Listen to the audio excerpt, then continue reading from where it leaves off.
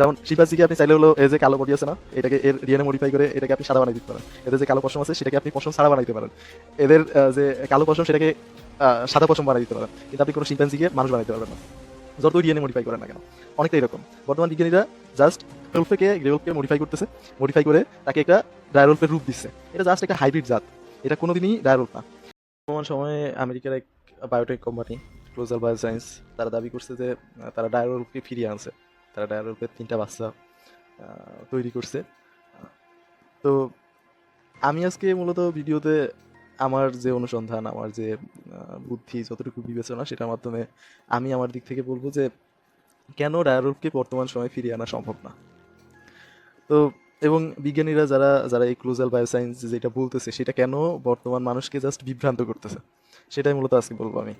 সময় থেকে মূলত প্রায় 13,000 বছর পৃথিবী থেকে ডায়ারোলফ বিলুপ্ত হয়ে গেছে। তো 13,000 বছর পূর্বে, এত পূর্বে বিলুপ্ত হয়ে যাওয়া প্রাণীর অক্ষত জিনোম আবিষ্কার করা কোনোভাবেই সম্ভব না।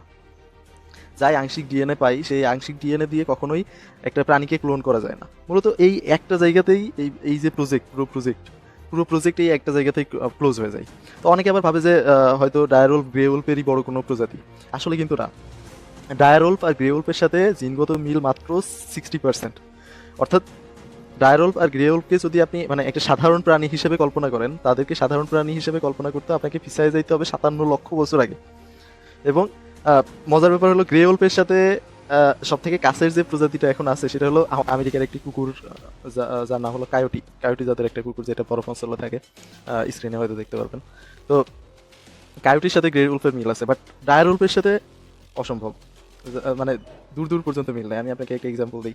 মনে করেন যে মানুষ এবং শিম্পাঞ্জি, এদের মধ্যে মানে যতটা দূরত্ব আছে, ততটাই দূরত্ব আছে ডায়ারোলফ এবং গ্রেউলফের মধ্যে।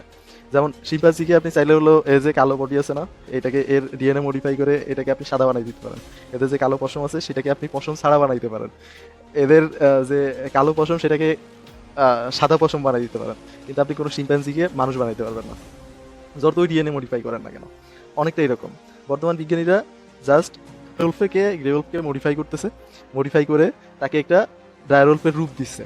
এটা জাস্ট একটা হাইব্রিড জাত, এটা কোনোদিনই ডায়ারোলফ না। কি করতেছে তারা দেখেন, এই যে ডায়ারোলফ থেকে হলো কিছু ডিএনএ পাইছে, আংশিক ডিএনএ পাইছে, সেটাকে গ্রেউলফের সাথে মিলাইছে। গ্রেউলফের ডিএনএর সাথে মিলাই হাউন্ড জাতীয় একটা কুকুরের পেটে প্রতিস্থাপন করছে। প্রতিস্থাপন করে কুকুরের পেট থেকে ডায়ারোল বের করতেছে। ভাই এটা মানে এটা মজারও লিমিট থাকে। কুকুরের পেট থেকে তারা হলো ডায়ারোল বের করতেছে, এটা জাস্ট একেবারেই মডিফাইড। আরও একটা আপনাদের তথ্য দিই, যে আপনারা দেখে দেখে থাকবেন যে গেম অফ থ্রোনস যারা দেখছেন খুব ভালো করেই জানেন যে ওখানে ডায়ারোল দেখানো হয়। তো সেখানে সাদা বড় সাইজের জলজলে চোখ জন স্নোর ঘোস্টের কথা আপনারা জানেন। তো সেম ভাই, সেম জিনিসই বানাইছে হলো এই ক্লোজাল বায়োসায়েন্স। তারা এইরকম টাইপের বানায় দেন এখন বলতেছে যে এটা নেন আপনার হলো ডায়ারোল। এই যে ডায়ারোলকে আমরা ফিরাই নিয়ে আসছি, নামও রাখছে খালিসি। খালিসি কোন জায়গা থেকে এই নামটা নিচ্ছে আপনারা ভালো করেই জানেন। তো জাস্ট এটা একটা কল্পনা, যে আমাদের কল্পনায় যেরকম ছিল যে এইরকম আমাদের একটা ডায়ারোল হয়তো এরকম ছিল কোনো এক সময় পৃথিবীতে, সেই কল্পনাকে আমরা নতুন করে হলো ডিএনএ মডিফাই করে, গ্রেউলফের ডিএনএ মডিফাই করে কল্পনাকে বাস্তবে রূপ দিচ্ছে। কিন্তু এটা এরকম না যে সেই যেটা 13,000 বছর পূর্বে আমাদের পৃথিবী থেকে হারাই গেছে সেই ডায়ারোলফকে বর্তমানে ফিরিয়ে নিয়ে আসতেছে। ব্যাপারটা মোটেও এরকম না, এবং এটা সম্ভবও না। আপনি যেটার প্রজাতিই নাই বর্তমান সময়ে পৃথিবীতে, যার ডিএনএ আপনি সম্পূর্ণ ডিএনএ পাবেনই না, তাকে আপনি কিভাবে করে নতুন করে ফিরিয়ে নিয়ে আসবেন? এটা কোনোভাবেই সম্ভব না। বিজ্ঞানের এখন পর্যন্ত যে পরিমাণ বায়ো বায়ো টেকনোলজি যে পরিমাণ ডেভেলপ করছে, এই লেভেলে তো কোনোদিনই সম্ভব না। তো বর্তমান সময়ে হয়তো ক্লোজাল বায়োসায়েন্স তারা বড় ধরনের পাবে, এটার মাধ্যমে আরও বেশি লোকজনকে বড় বড় ইনভেস্টমেন্ট পাবে তাদের কোম্পানিতে।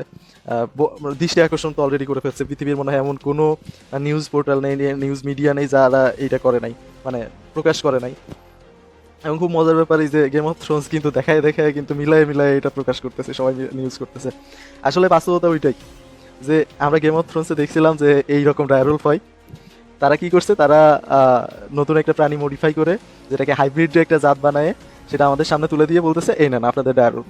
আপনারা যেরকম কল্পনা করছিলেন সেরকম ডায়ারোলফই ছিল। জাস্ট এটা এটা এটা মানে হাস্যকর মজা ছাড়া আর কিছু না। এটা বাস্তব, মানে কি বলবো, যে জাস্ট মানুষকে জাস্ট বিভ্রান্ত করা, ধোকা দেওয়া একরকম। ধোকা দিয়ে নিজেরা নিজেদের মতো করে প্রচার করে নিচ্ছে, নিজেরা নিজেদের মতো করে আখের গুছাই নিচ্ছে আর কি। সবশেষে আমার এইটাই ধারণা যে বর্তমান যে বিজ্ঞানের সীমা, সেই সীমার মধ্যে থেকে সম্পূর্ণ ডিএনএ অনুপস্থিত ভিন্ন প্রজাতির একটা প্রাণী, এটাকে ফিরায় আনা কোনোভাবেই সম্ভব না, থিওরিটিক্যালি কোনোভাবেই সম্ভব না। তো হয়তো যারা করতেছে এটা, তারা তাদের বাজার মূল্য বাড়াচ্ছে, তারা নিজেদেরকে পুরো বিশ্বের কাছে আরো বেশি প্রতিষ্ঠিত করে উপস্থাপন করার জন্য এটা করতেছে। বাট বাস্তবিক ক্ষেত্রে ডায়ারোল ফিরায় আনা সম্ভব না, অসম্ভব। ধন্যবাদ।